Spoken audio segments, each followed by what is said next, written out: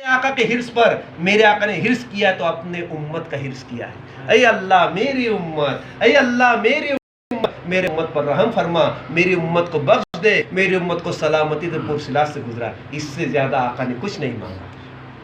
ہاں، جو رسول ہمارے لیے اتنا روئے، اتنا مانگے، وہ رسول کے شان میں اگر رسول کا امتی گستاخی کرے تو عاشق رسول کیسے برداشت کر سکتے ہیں؟ تیرا کھائے تیرے غلاموں سے الجھے، تیرا کھائے تیرے غلاموں سے الجھے. بڑے عجیب دیکھے یہ کھانے و گرانے والے. اعلیٰ حضرت نے لکھا ان کے شان میں، کھاتے ہیں رسول کا، پیتے ہیں رسول کے صدقے میں، اور رسول کے غلاموں سے الجھتے ہیں. بڑے عجیب دیکھے یہ کھانے اور گرانے والے. تو یہ ایسے لوگ ہیں، ان سے دور ہی رہیے ایمان والو. کب یہ ہمارا ایمان برباد کریں گے نا، خبر نہیں چلے گی. میٹھی میٹھی باتوں میں مت آؤ، میٹھی میٹھی باتوں سے کام نہیں بنتا، کام ایمان سے بنتا ہے. میٹھی میٹھی باتوں میں ایمان چلا جائے گا، ہمیں خبر ہی نہیں پڑے گی.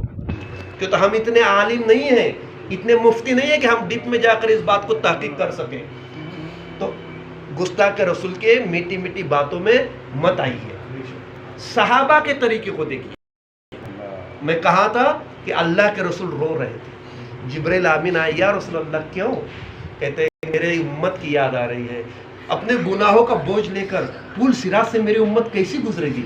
50,000 سال کا وہ دین ہوگا، میری امت کا کیا ہوگا؟ میری امت کی یاد مجھے ستا رہی ہے. اللہ وحی سے کہتا ہے، اے جبرائیل میرے محبوب سے کہو کہ آپ غم نہ کرے، آپ غم نہ کرے.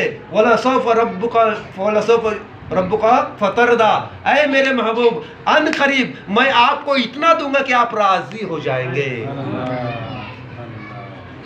جب یہ آیت کریمہ آئی اور اللہ نے آپ کو تسلی دیا ہے محبوب کیجئے، آپ کو آپ کی امت کے بارے میں راضی کر دوں گا، تو میرے آقا نے کیا کہا؟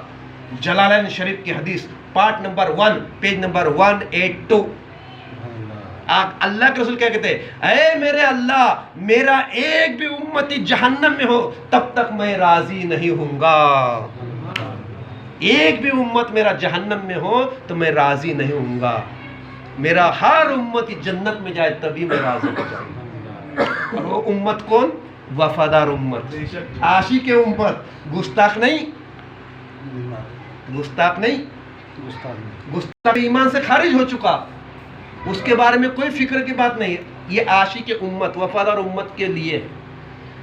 اللہ کے پیارے حبیب صلی اللہ علیہ وسلم اپنی امت سے اتنا محبت، ان کی محبت میں ہم نے میلاد پات رکھا نا. اور کیا ہمارا مقصد ہے؟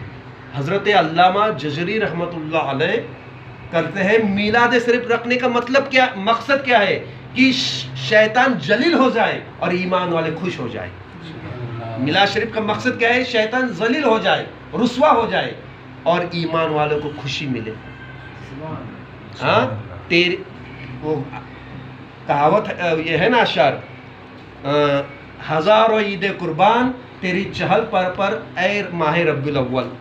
ہزاروں عید قربان تیری چہل پہل پر اے ربیع الاول. سوائے ابلیس کے تمام جہاں تو خوشیاں منا رہا ہے. حضور کی میلاد پر سوائے ابلیس کے تمام جہاں تو خوشیاں منا رہا ہے. سوائے ابلیس کے تمام جہاں تو خوشیاں منا رہا ہے. اب جو ناراض ہے، خوشیاں نہیں مناتے، سمجھ لینا وہ کس کے شاگرد ہیں؟ ابلیس کے. ہم تو بابا رسول اللہ کے عاشق ہیں، صحابہ اکرام کے طریقے کو ماننے والے ہیں. اور اس کی فضیلت کیا ہے میں آپ کو بتاؤں؟ یہ مجلس میں بیٹھنا پھکٹ نہیں ہے، یہ فیض سے خالی نہیں ہے، یہ سے خالی نہیں ہے، یہ نیکیوں سے خالی نہیں ہے، یہ برکتوں سے خالی نہیں ہے، یہ رحمتوں سے خالی نہیں ہے. کچھ نہ کچھ اپنے دامن میں آپ لے کر ہی جائیں گے، کوئی نقصان نہیں. فضیلت یہ ہے کہ پیارے آقا صلی اللہ علیہ وسلم فرماتے ہیں علماؤں کی مجلس میں بیٹھنا 1000 رکعت نفل نماز پڑھنے سے بہتر ہے. 1000 رکعت پڑھو، کم سے کم 1000 منٹ لگے گا، کم سے کم 1000 کا گھنٹے میں ڈیوائڈ کرو، کتنے گھنٹے بعد میں آپ حساب کر لیں. صرف مجلس میں بیٹھنا 1000 رکعت نفل نماز پڑھنے سے بہتر ہے. 1000 بیماروں کی عیادت کے لیے جانے سے بہتر ہے. اور تیسری فضیلت ہے وہ مجھے یاد نہیں آ رہی کہ 1000 لوگوں کی بیماروں کی عیادت کرنے سے بہتر ہے، اور تیسری فضیلت ہے مجھے یاد نہیں آ رہی. تو صحابہ اکرام نے عرض کیا، ایک صحابی نے پوچھا یا رسول اللہ صلی اللہ علیہ وسلم کیا قرآن شریف کی تلاوت کرنے سے افضل ہے؟ علماء کے مجلس میں بیٹھے کیا قرآن شریف کی تلاوت کرنے سے افضل ہے؟ رسول اللہ نے کہا قرآن شریف کیا ذکر سے الگ ہے؟ قرآن شریف کے علماء کے ذکر سے الگ ہے؟ ارے اس میں بیٹھنا یعنی قرآن شریف کی تلاوت کرنے کے برابر ثواب پانا ہے.